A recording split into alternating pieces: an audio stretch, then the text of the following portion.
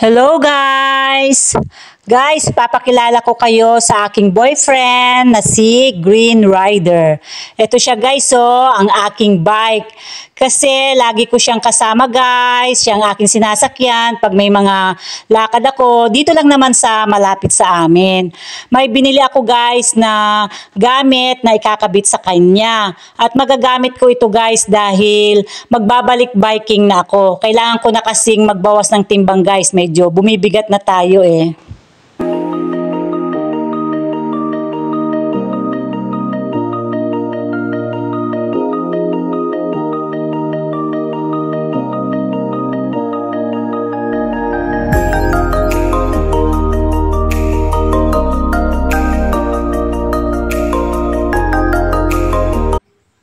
Ito guys, yung aking binili, yung bike cellphone holder. Kakabit natin ito guys sa aking bike dahil malaki ang maitutulong nito sa akin. So ayan guys, pakita ko sa inyo, yan yung frame. Diyan natin ilalagay yung ating cellphone. Pero syempre, kailangan ng clamp, ng holder. Ayan. Kasi yan yung ikakabit natin dun sa ating harapan ng bike para maghawak dun sa, ayan, yung frame na yan. Mukhang maganda naman guys itong nabili ko dahil mukhang matibay dahil makapal siya guys. Ayan. So tara guys, pakita ko sa inyo kung paano magkabit.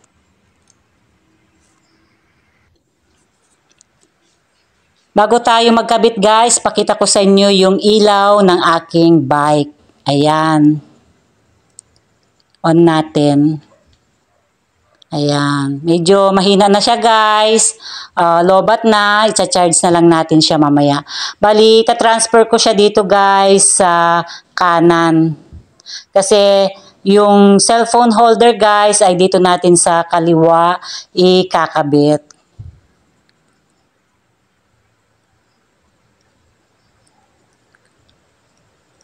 Ayan. So, meron din tayong bell. Yan. Bali, may isa pa ring bell na konektado din sa may ilaw. Ayan. So, dalawa yung aking kiling-kiling. So, ngayon guys, ay ikakabit na natin yung cellphone holder. So, ayan yung ating clamp. Meron siyang tornilyo. Maliit lang guys yung pinaka-tornilyo niya, kaya ingatan dahil baka mahulog.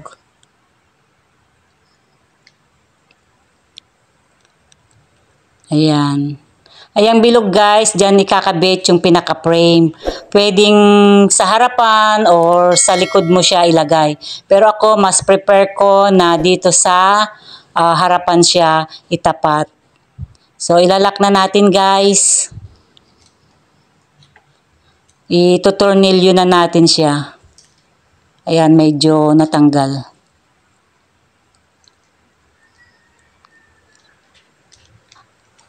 Ayan. Ayan, ilalak na natin guys. Kailangan guys ay nakalak ng husto dahil pag hindi natin guys ilalak, may tendency na umikot-ikot yung clamp. So, kailangan talagang mahigpit yung pagka-tornilyo niya.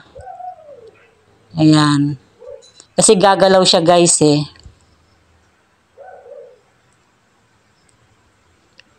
So ayan, medyo okay na ata, mahigpit na. So next natin guys ay yung pinaka-frame. Kung saan natin ilalagay yung cellphone. Bali, ayan guys, may bilog dyan. Dyan ipapasok yung ating frame. Pero alisin natin yung lock guys. Kasi hindi natin maipapasok yan kung hindi natin aalisin yun. So, ayan. Ayan, naipasok na. Bali, yung inalis natin guys, yun yung pang-lock. Bali, nilagay natin doon sa may bandang likod ng frame. At yun yung maglalak sa kanya. Ayan, so ayan guys, nakadikit na. Naikabit na natin yung ating cellphone holder. Ayan, pwede natin siyang ipahiga, yung landscape. O kung anong anggulo na gusto mo, nakatayo o nakahiga. Depende sa iyo guys. Ayan.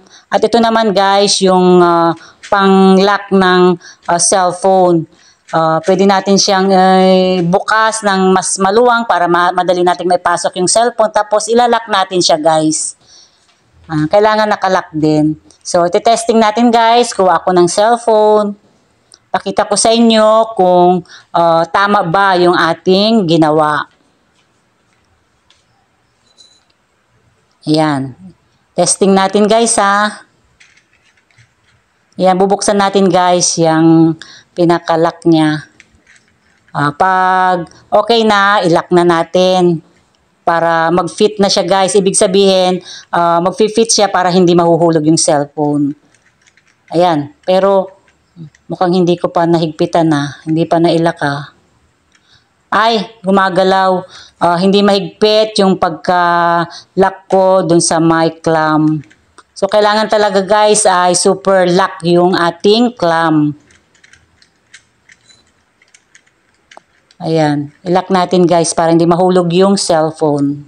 Ay, ayaw mag-lock. Teka, wait. Mali ata, mali.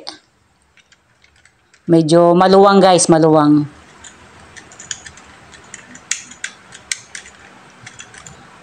Ayan. Okay na ata. Pwede na.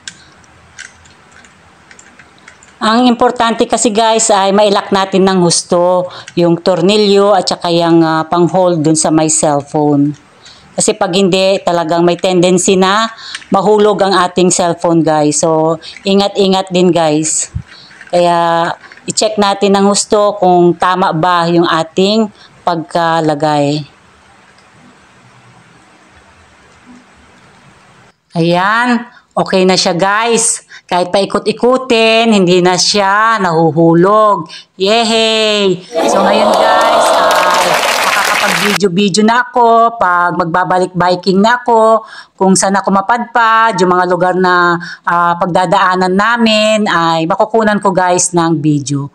So guys, kung meron kayong bike at gusto nyong lagyan ng cellphone holder, madali lang guys, kayang-kaya nyo yan kahit mag-isa lang kayo. So, ito na guys, si boyfriend. Maayos na siya. Meron na siyang lalagyanan ng cellphone. Siya nga pala guys, bago ko makalimutan na kapag magbabike po tayo guys, dapat meron tayong protective gear tulad ng helmet para protektado po yung ating ulo. Just in case na matumba tayo, hindi naman sa pagkagusto ay mapoprotektahan po yung ating ulo. So, salamat guys sa panonood ng aking video. At kung nagustuhan nyo guys, please subscribe po sa channel ko ha. Don't forget to like and subscribe guys. Bye!